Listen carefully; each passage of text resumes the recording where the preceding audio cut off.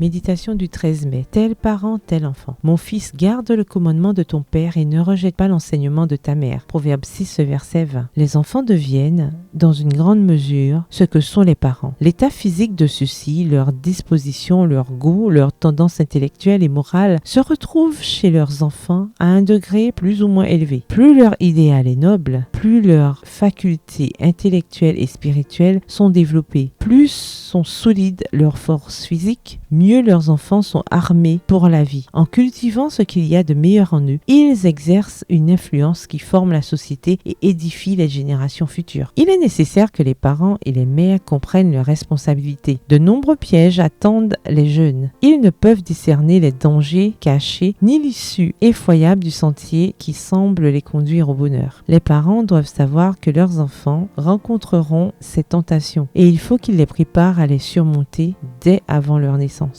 Cette responsabilité repose d'une manière toute particulière sur la mère. C'est elle dont le sang nourrit l'enfant et forme son corps. Elle lui transmet aussi les dispositions mentales et spirituelles qui influenceront le développement de son esprit et de son caractère. Ce fut Anne, cette femme de prière divinement inspirée, qui mit au monde Samuel, l'enfant instruit du ciel, le juge incorruptible, le fondateur des écoles des prophètes en Israël. Texte tiré du livre Le ministère de la guérison, le chapitre Le foyer à la page 313. Que chaque mère puisse prendre conscience de l'importance de ses devoirs et de ses responsabilités et de la grande récompense qu'elle recevra pour sa fidélité. L'influence quotidienne de la mère sur ses enfants les prépare soit à la vie éternelle, soit à la mort éternelle. Elle exerce dans son foyer un pouvoir plus décisif qu'un ministre dans son bureau ou même qu'un roi sur son trône. Texte tiré du livre The SDA Bible Commentary, commentaire biblique adventiste, au volume 2, chapitre 1 Samuel 2, à la page 1008. Bonne soirée, que l'Éternel vous bénisse.